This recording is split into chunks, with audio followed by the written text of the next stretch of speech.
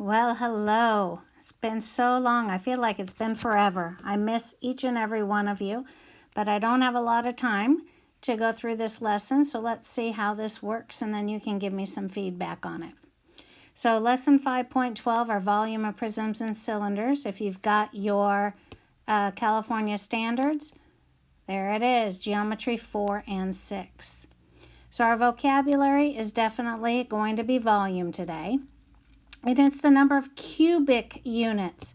So let's go ahead and look at that one because, again, cubic, which means everything when we're doing volume should be cubed. And we're going to go ahead and see that it's cubic units needed to fill a given space. So again, just like area, but area is a two-dimensional figure. Volume is how many cubes fill up that three-dimensional figure. In fact, we're going to write down a little bit of a formula here, and this formula will be for every prism and cylinder. So volume is the product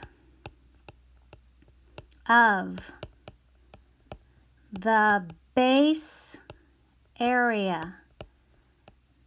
And we're going to use a capital B when that's the base area. In fact, I'm going to highlight that because that's going to be something different, but very important. It's going to be our base area. There we go. And the height. Now that height is still going to be the height of that three-dimensional figure. So height of the three-dimensional shape. So again, it's going to be the base area times that height right here. So let's go ahead and write that out with just our variables. Volume is going to be the capital B, base area. And again, that base area means area of the base. Area of the base. So remember, when you're talking about a three-dimensional figure, a prism, it has two bases. So you've got to find the area of this base.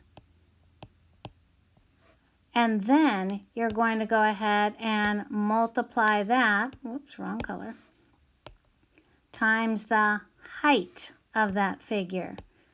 And that height is the distance between those two bases. So that would definitely be the height.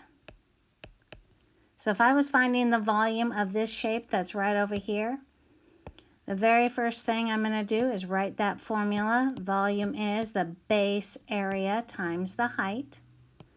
Now again, remember, base area means the area of that shape, which is a rectangle. How do I find the area of any rectangle?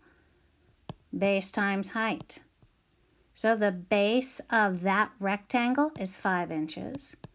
The height of that rectangle is 3 inches. And now I'm going to go ahead and multiply that by the height, how tall that shape is between the two bases, which is 4 inches. And now, if you need to use a calculator, you can. I think this one's pretty simple, though. You've got 5 times 3 is 15, times 4 is 60. That would be 60 inches times inches times inches, inches cubed. So that would be my area of that shape. But I want to go ahead and look at a cylinder.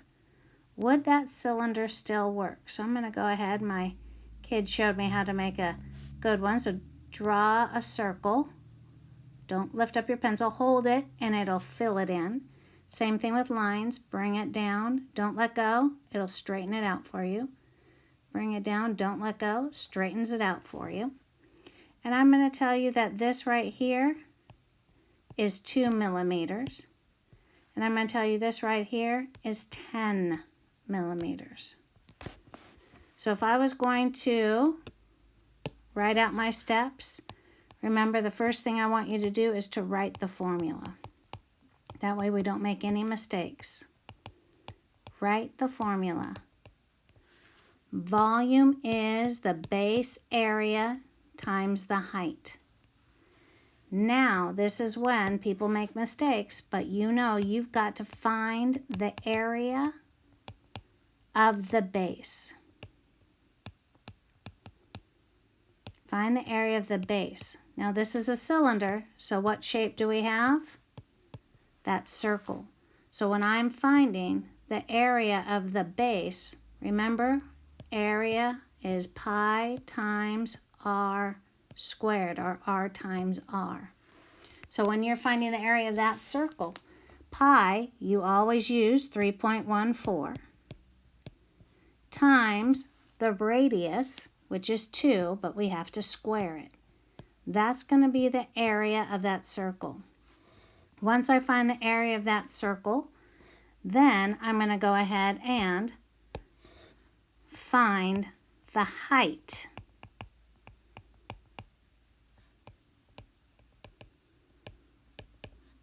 of the figure. And remember, height means the distance between the two bases.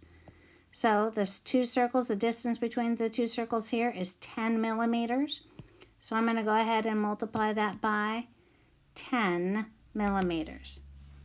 Now again, using your calculator if you need to. 3.14 times 2 squared, remember, is 4, times 10.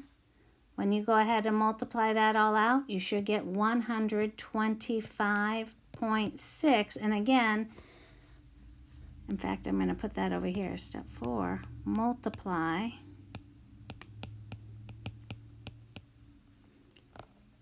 And remember, cubic units.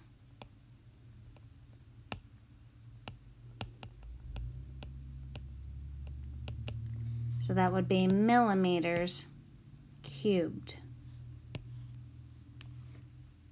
Now we're going to do one last shape, and I'm hoping I have enough time to get through this, so let's try it.